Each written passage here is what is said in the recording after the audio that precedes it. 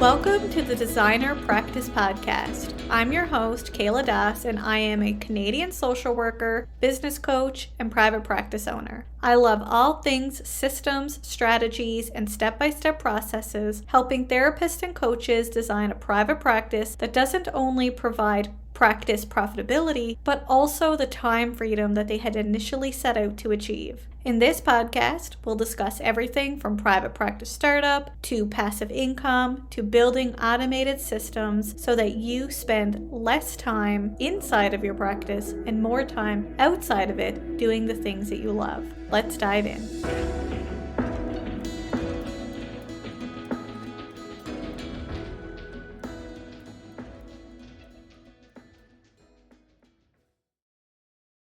If you love the Designer Practice Podcast, but you're unsure which topic to focus on first, take my private practice stages quiz.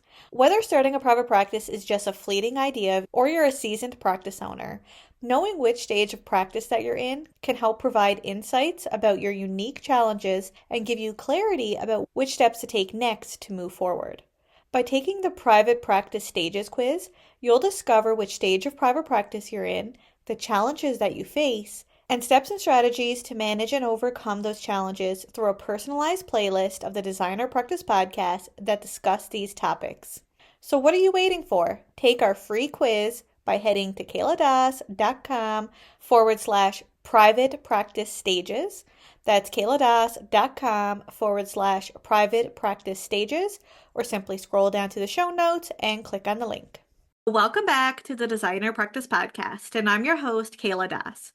In today's episode, Josh Satterlee, chiropractor and owner of Trust Driven Care, will provide tips and strategies for how to navigate client friction within the therapeutic relationship.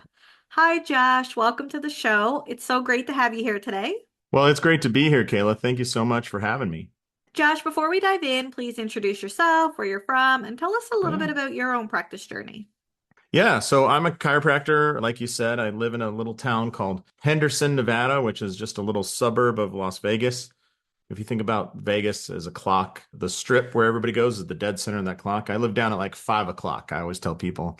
So been in practice all my life out here in Henderson, and I've had everything from a solo guy running his own practice with no administrative help to a partner to multiple chiropractors to a team as large as 15 people that included personal trainers and strength coaches and massage therapists. And that was all done because I really loved working with golfers. And golfers are, for me, the perfect practice. If I were to design a practice, it would be old, crusty, Scotch-infused country club golfers who have tons of issues that they want treated, tons of money to pay me to do it, and a clear goal about, hey, I want to hit the ball farther and feel better. So I love that. So that's kind of where I'm at. I also focus a lot on patient communication, and that's my recent journey. I'm happy to tell the story about a friend who passed away from a bad communication situation, and I vowed that I was going to change it. I was going to change communication healthcare. So that's the mission I'm on currently. I'm sorry to hear about your friend who had passed away.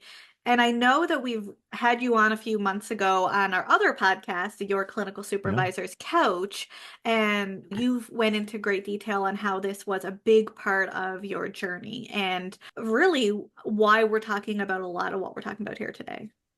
Yeah. The base of the story was he went to 7 different doctors complaining of low back pain, and everybody did. The chiropractor did the chiropractic version. The physical therapist strengthened his core. The urgent care provided him ibuprofen, blah, blah, blah, blah, blah. Everybody did their kind of lane of things, and nobody realized that he had stage 4 colon cancer that had metastasized to his spine. And when somebody finally figured that out, the 7th person, he only had about 8 weeks to live. So got a bad deal in it. And I would say more than angered me, it enraged me. And that mixture of great sadness and anger. And I was like, why did this happen? Why the hell did this happen? And so not knowing what else to do or make sure it's never happened to anybody else, I was like, I'll at least look at all the research around patient communication. Why did it fail? The research on PubMed, I mean, I've got 80 something different articles and they all say communication sucks, but nobody's doing anything about it. Like, it's admitting that there's this crisis. So imagine we admit it. Yeah, everybody's dying of cardiovascular disease. What are we going to do about it? Nothing. We'll just keep having them die from cardiovascular disease. It's like, no, we start screening with blood pressure cuffs and we start doing vital signs. We start educating kids in school about why to stay active. And we put nutrition labels on foods. All of that is because of the number of deaths from cardiovascular disease. But when we're talking about communication failures, nobody's addressing it. All the research is pointing to there's a problem. But what professional training is anybody getting? It drives me nuts. I guess I still have some emotion around that. I'm sorry, Kayla. I'm just like, it still bothers me.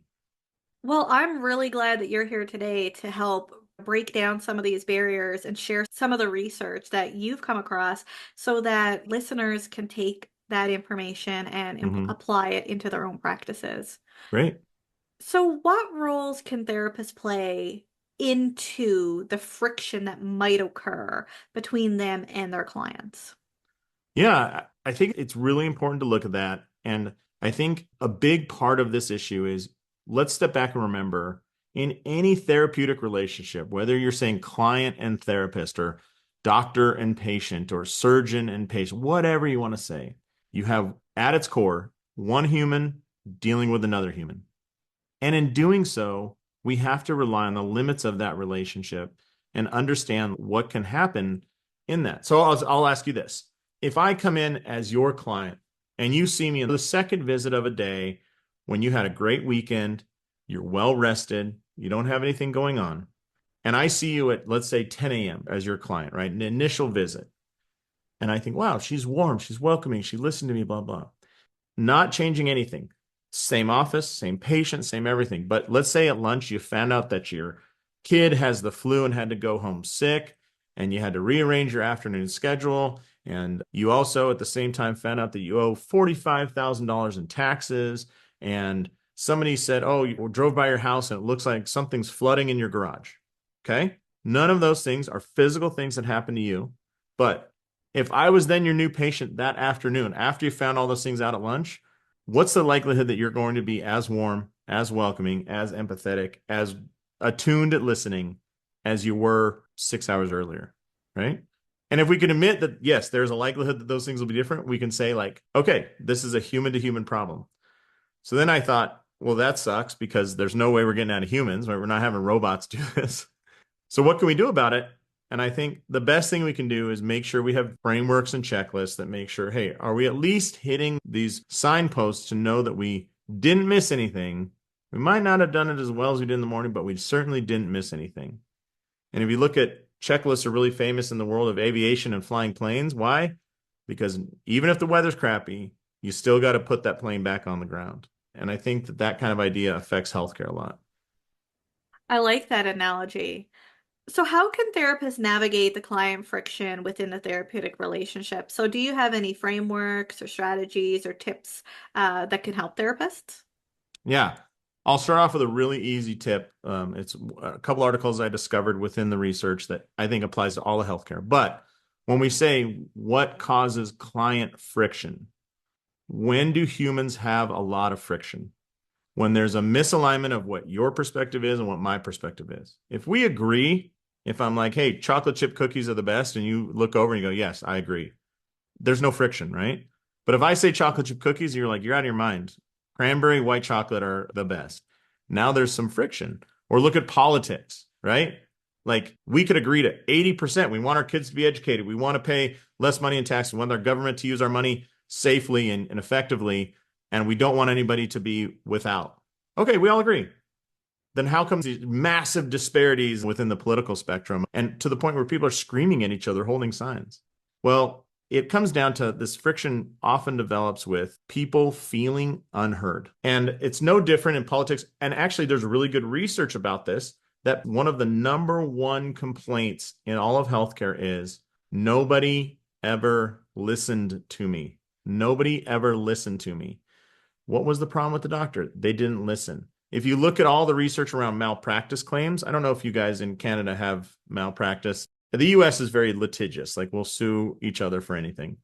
But if you look at all the research around malpractice claims, almost always, 72% of the time, it was a communication issue, not the actual medical act.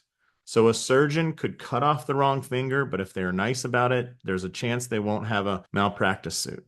On the flip side, if you're a jerk and you don't listen and you don't care about that patient, you could do the correct medical procedure and still get a malpractice claim. So medically, you did what you should have done. It was accurate, as standard of care, but you're still going to get sued. So why does this happen? If we're looking at no one ever listened to me, there's a very easy way to fight this that everybody listening can do. And it comes down to this research that's called the spontaneous talking time of patients at their initial exam. Basically, if a doctor just asks, how can I help? A really open-ended question, and just sits there and doesn't interrupt the patient, just nods and smiles and says, tell me more, keep going. How long do you think that patient would talk for? Take a guess. I don't know, as long as they want to. Yeah. When I present and do our workshops, I ask doctors there all the time, say, oh, 10 minutes at least. Oh, 20 minutes, an hour. I don't know. These are all the guesses. But when we look at the research, you'll be shocked. It's just 92 seconds on average. 92 seconds that they'll talk if they're not interrupted. Okay.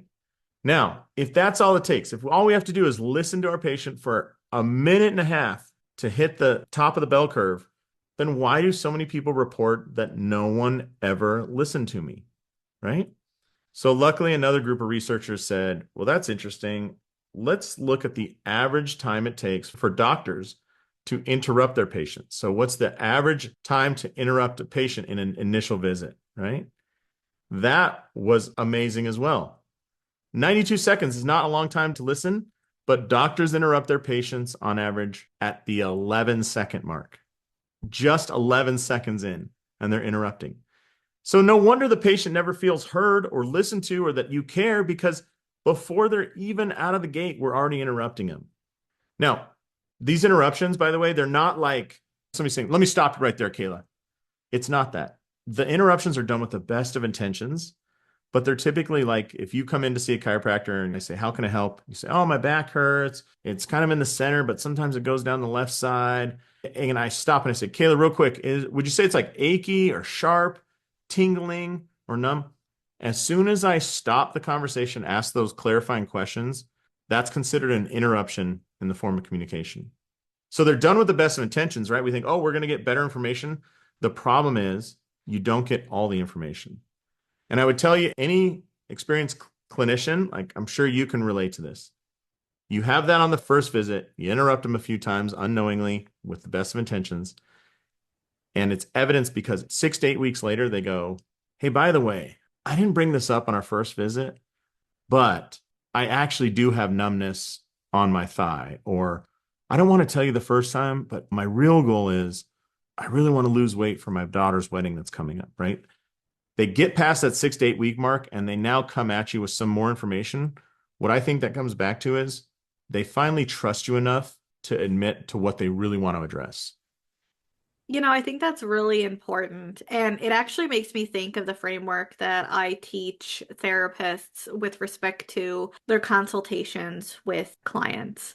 And even though most therapists will opt in for the 15-minute consult, which I do as well, it's sometimes we're so driven to get specific answers. And I think this goes back into the framework you're talking about. It's like letting your patients or your clients speak. And one of the frameworks that I use is when you ask a question is how can I help you or what brings you in today, is letting them speak for 4 to 5 minutes about all of what's happening, unless they, of course, end it quickly. But encouraging at least a quarter of that 15 minutes to be about them just telling why they're here. The other 10 minutes can focus on the other aspects that you need to introduce. Of course, with therapy, we do have to introduce the limits of confidentiality and things like that, but that's even before we even ask this question. But you can ask the other types of questions after, even like you said, even if you can go those 2 minutes, just letting them speak, even though it's a short period of time, that's going to help them feel more heard. And when they come back to work with you, that's when you can go into more specific questions that you're really Right. looking for. Interestingly, I think your approach is totally supported by the research I've looked at, because one of the points they make is when we ask that in the first part, the patient will often tell you what is wrong.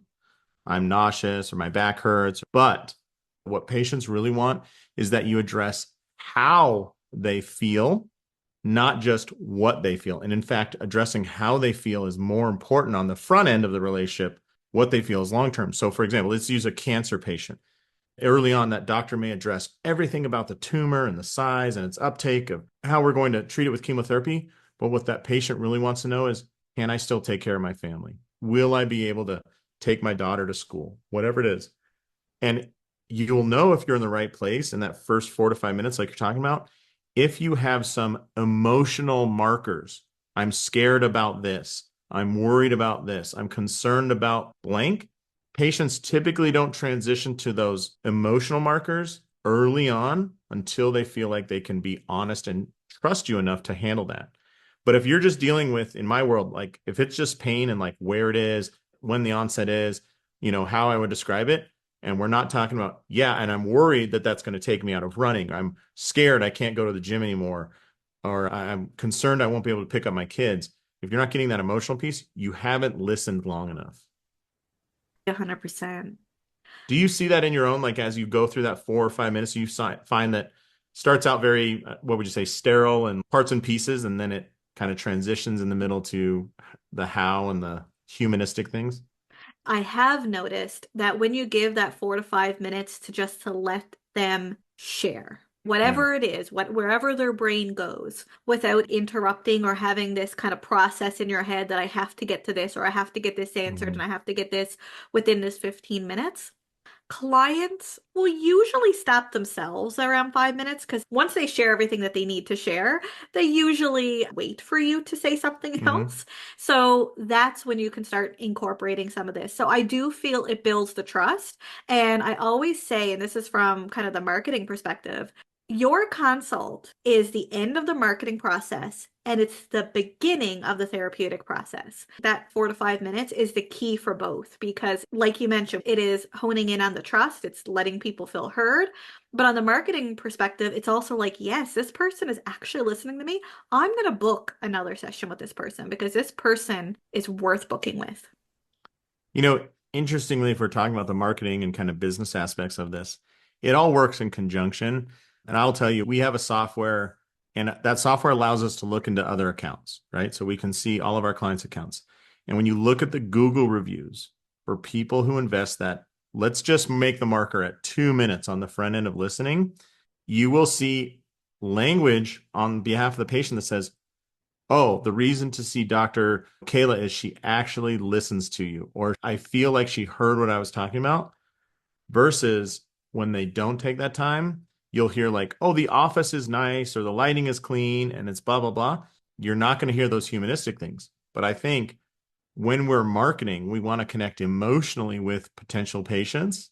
And so saying the office is clean or their facility is nice or they run on time, those are great things. I mean, there's not a downside to those. But which one will result in more patients coming in?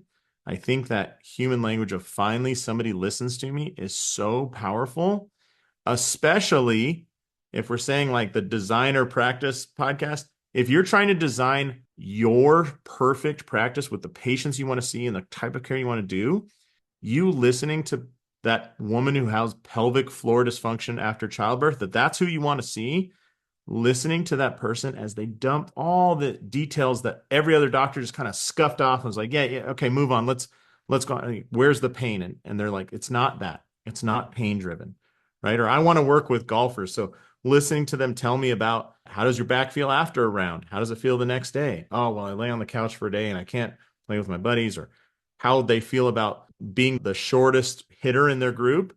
It's embarrassing. I feel like they're going to ditch me. They're going to find another partner. Anyways, my point being, when we listen and we listen specifically to those things, it allows us to capture the right people. And then they go on to Google, review you, and use that quote unquote secret language to the other people who are looking for that exact same thing. Somebody finally listens to you about pelvic health or golf or whatever. And I think that is so powerful for the business aspect, but it just gets ignored.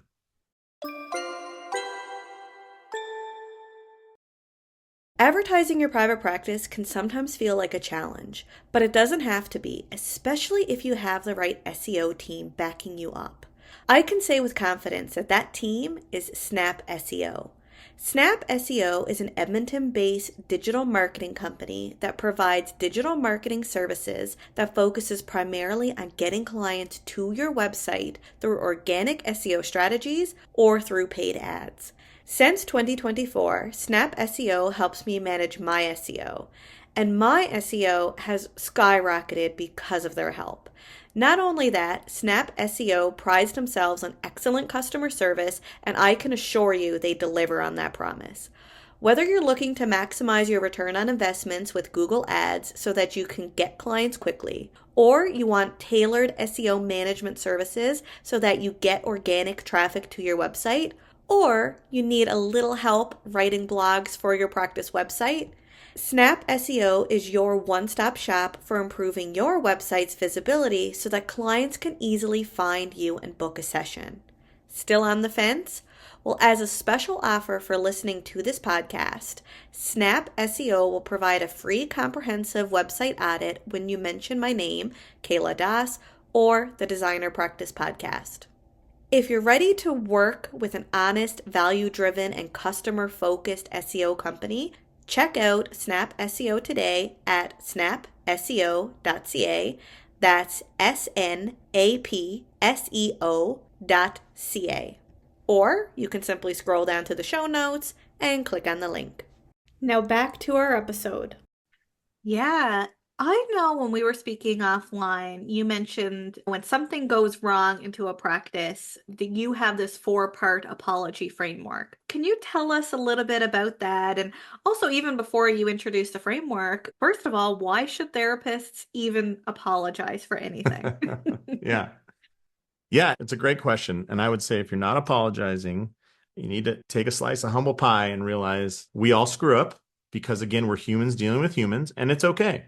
And if you apologize, you will actually see much higher patient satisfaction scores. In fact, the highest patient satisfaction score that's ever been recorded in research, high 90s, so 96%, all were from the doctor screwing up, making a small screw up, realizing it, fixing it and addressing it in front of the patient, and that was higher than if everything went right. So actually, there was a requirement of things going wrong and fixing it for these high patient satisfaction scores. Anyways, that's a different study, but what we're talking about in the four-part apology framework, an apology is a sign of humility. Because when do you apologize? When you know you were not right. And if you're listening to this and you think, well, I've never hit that point in my life, I wish you luck. I'll just say that. That is inconsistent with the research, and I wish you luck. But when you do screw up, the group of researchers were looking at why do some apologies come off as like icky and not truthful, and they don't reduce malpractice claims, for example, right? And why do some apologies completely diffuse a very tense situation?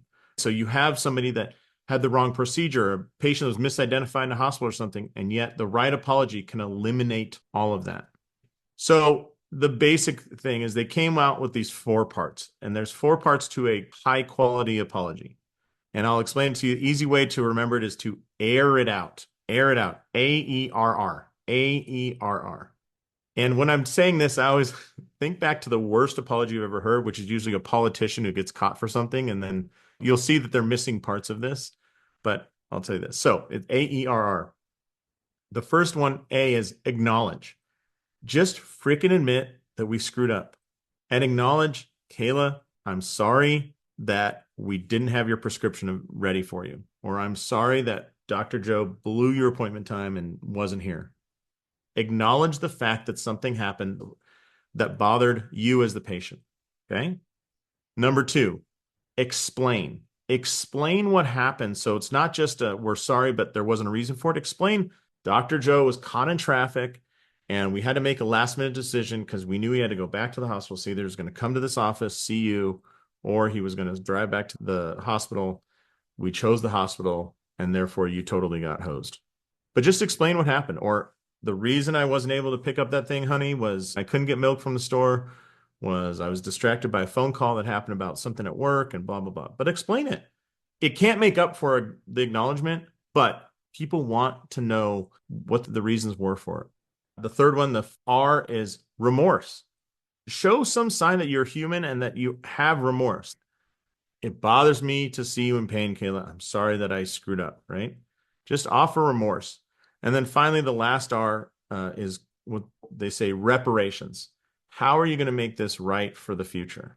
Now, be very careful on that one. Be very careful. The most common reparation people will say, oh, don't worry, this won't happen again. Okay, only use that if you know for a fact this won't happen again. But in the course of like a healthcare practice, be very careful about that reparation because there's a likelihood it will happen again. I mean, if we say late to an appointment, we take the patient back 40 minutes late and I say it'll never happen again. Come on, like that's wrought with failure. But a reparation doesn't have to be any sort of like promise of dollars or discount or, hey, I'm going to refund you for today. Although those things may be appropriate depending on like your situation. But just saying, we're going to talk about this and your case specifically at the next staff meeting to make sure that we know the things that lead to this.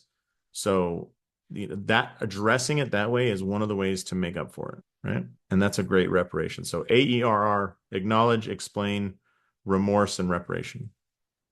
I love that. Josh, do you have any additional tips or insights for listeners who may be navigating client friction within the therapeutic relationship? Oh yeah, I've studied this communication thing a lot. So I've only got 284 more tips, Kayla. So just, let's keep the record button going. No. I will say this. When it comes back to that listening, we are in a difficult situation as providers. And I know I've said this to you before, but I'll just say it for the listener. Because in the realm of healthcare, we have to ask high trust questions in a low trust environment. Okay, again, we have to ask high trust questions in a low trust environment. So I'll use my career as a chiropractor as an example. When do I need to ask you about red flags? Like, is there blood in your stool or your urine? Do you ever have a incontinence? Those are really difficult, high trust questions. And the likelihood of that person being honest is kind of low. When do I ask those questions? In the first 5 minutes of the very first time I've ever met this person and been face to face.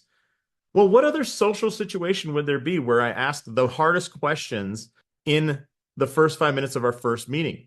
And I often use this analogy. Imagine you go on a date with somebody, and before the bread is ever there, you're asking them about, before we go any further, any bankruptcies, or are you addicted to any drugs? Or are you an alcoholic? Sure, you would want to know those things before you get in a relationship with that person. But in social situations, you'd be like, oh, I'm not going to ask that until later. Well, in healthcare, we don't have that choice. We got to ask right now, and we got to be very clear about it. But one of the problems is we're relying on them being honest with us. And when they're not, how can we tell? It's a subjective information. And so you take somebody like me and I go, oh, do you have any incontinence, blood in your urine or stool? And they say no. I decide not to order an MRI when in fact those things are occurring. They just weren't honest with me.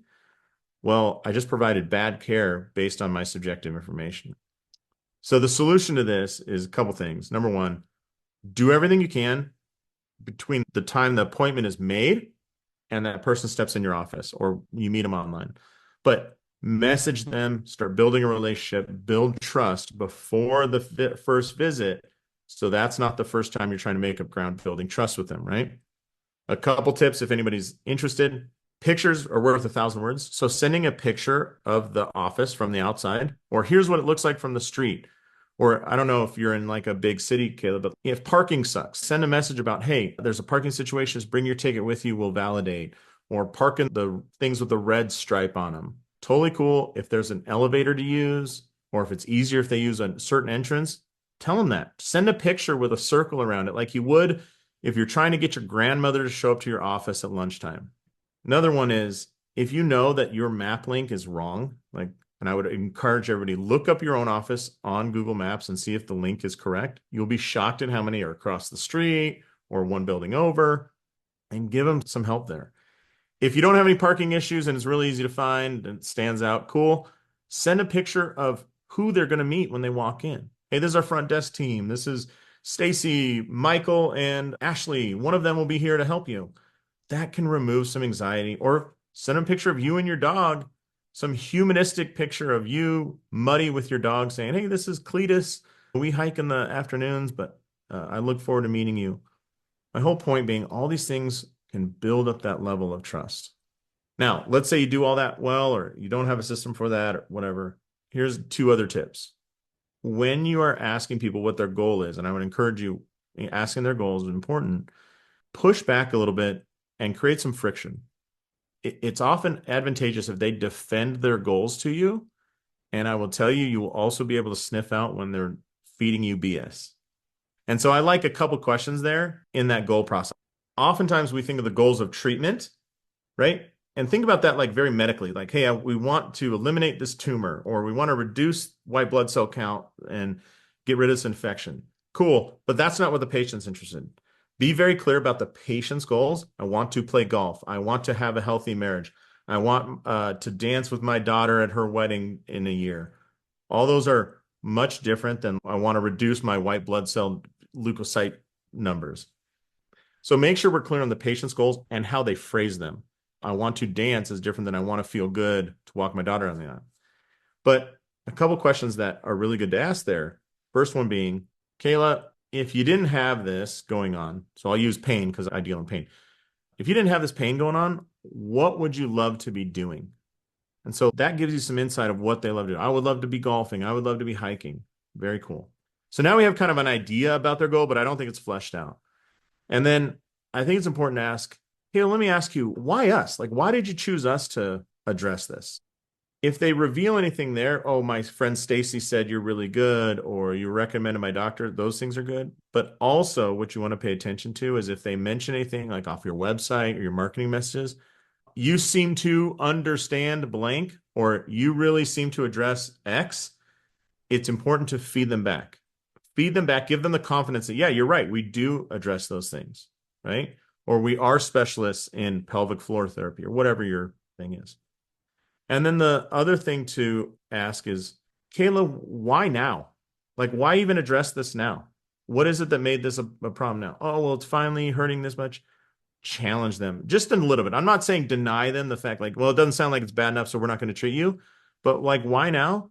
They go, well, I promised my sister we'd run a marathon in a year, and there's no way I can do that with how my foot feels right now. Or my husband's retiring in about a year and a half, and I know he's going to say he wants to hike Machu Picchu. I know it. So when I wanted to motivate, I would say, hey, this exercise is going to help you the most when you are hiking Machu Picchu, not, hey, this exercise is going to feel really good when you're in the kitchen getting the kids' meals ready. Like, she's not motivated by that. So feed her back the very thing she said was her motivator, and it was hiking Machu Picchu with her husband in a year and a half. In doing so, we can align those treatment goals of ours with the patient's goals, and magic will happen.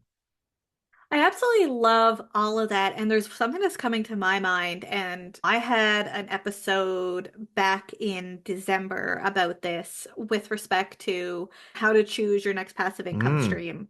yeah. And one of the pieces of this is that you need to understand your client's journey with respect to why they're coming to see you.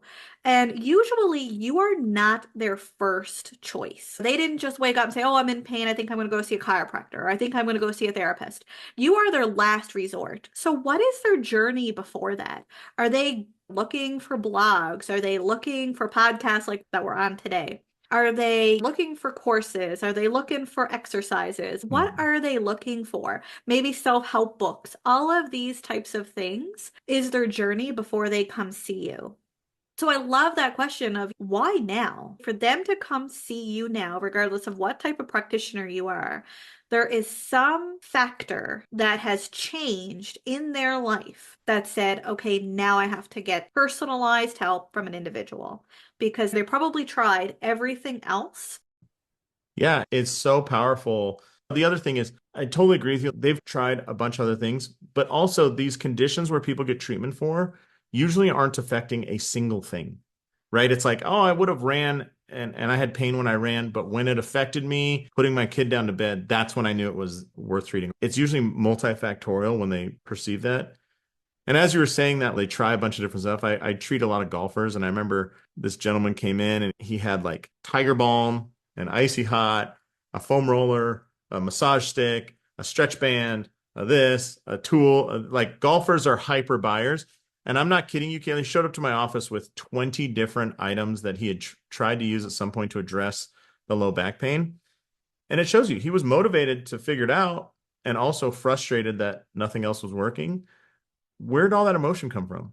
You know what I mean? There's a lot of power if we can harness that, but if we ignore it or don't address it, we're also giving up a ton of motivation of his.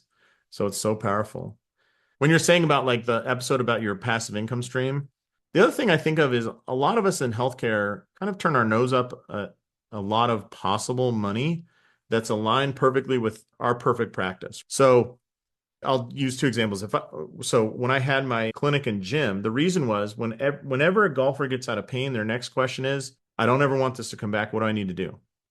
And so I'd send them off to like gyms and find personal trainers in the area. And nobody ever really served them that well and wasn't doing like golf specific workouts. So I said, well, the heck with this. We're going to open up a gym and offer, wait for it, golf specific workouts. And it was perfect because they'd work out for a while and then their back would get cranky. They'd come back in the clinic, kick them back to the gym. They loved it, absolutely loved it. Well, that was a big stream of income. Our personal trainers and strength coaches were making us a lot of money for the business, for themselves, and for me as an owner. And I think that in all of healthcare, that's usually the case, right? So if you're a mental health therapist, could you offer what we would call an upsell or a cross sell or additional services that are well in line with your treatment goals and help that client get to their goal faster that they really want you to offer? So, like with mental health, yoga, meditation lessons, those are perfectly in line and often will provide that breakthrough. Why aren't you the place offering them? If it's a med spa and somebody's coming in for Botox, selling them like a skincare lotion set that you believe in and you think, oh, I've researched and this meets the standards I have. And then if you sign up for this membership, we'll do a laser facial every 6 months. It's perfectly in line. It gets people towards that goal. And who's going to come in for that? The exact person who's really, really, really interested in what you offer and what you do, not the dabblers, not the people that are kind of just interested. And so when you talk about designing your perfect practice, for me, it was really aggressive golfers. Well, what do they have in common? They want to get better at golf. How do they do that? They got to get treated and they got to get work out. I was the place for that, right?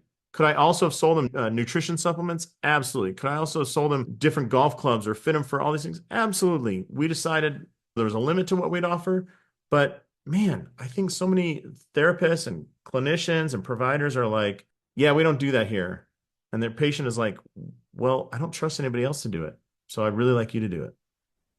I love that. So, Josh, I know you're a creator of a specialized all-in-one software that can help listeners. Can you tell us a little bit about what it is?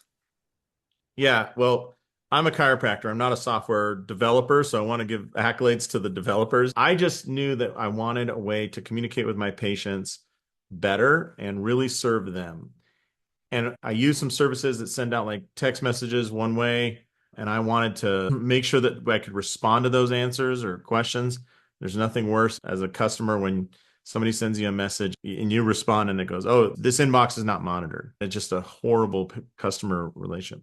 So, anyways, we wanted to do some two-way text messaging. And then I didn't want to make it hard on my front desk to answer our Facebook messages and our Instagram DMs and our text messaging. So we just put it all in one place in what we call a conversation inbox. And we allow for all these methods that our patients might communicate with us, potential patients communicate with us, people who aren't yet patients, send them information. So we have what's called trust-driven care. Trustdrivencare.com is a software that ties in with your EHR and allows you to maximize that patient communication. Maybe for you, that's reducing no-shows. Maybe for another group, it's running automatic patient reactivations after 90 days.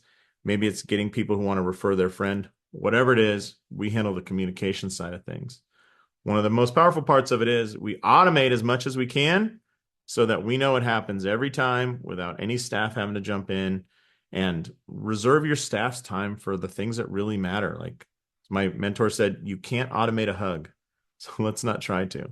But when you need to spend some extra time with that patient, you got it because everything else is running in the background. Those messages we talked about, sending out a picture or map link, automatically just get sent.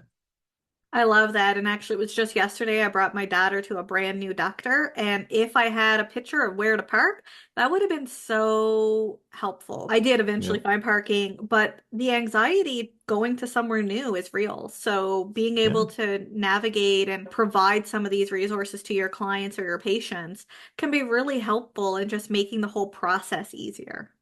Yep. Yeah, I think people underestimate that too. I remember reading a thing on like Google Health or something, and they're saying like over the age of 65, which here in the US is when people get Medicare, but it's also when you engage in most of your medical visits is over the age of 65. It's something like 18 or 19% of patients reported driving by the office in the week leading up to their appointment. Like, so they commit the time to like, oh, I want to see where to park and do it days before. That's crazy. What does that tell you about like how well we're doing as healthcare communicators, right? It's horrible. If that's what the patients are doing on their own, because they're like, yeah, I won't know where to go the day of. So, anyways, I just found that super interesting.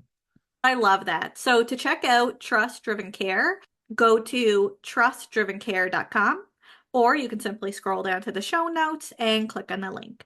Josh, thank you so much for joining us on the podcast today to discuss how to navigate client friction within the therapeutic relationship, as well as going into some of those business practices that are related to building trust Yeah. and to navigating client friction. Yeah. Well, less client friction will equal a better business. You Right. get more visits, more payments, less arguments about dollars, and they'll probably refer their friends and family. So I think it just feeds everything. But thanks so much for having me. I really appreciate the time. Thank you, everyone, for tuning into today's episode, and I hope you join me again soon on the Designer Practice Podcast. Until next time, bye for now.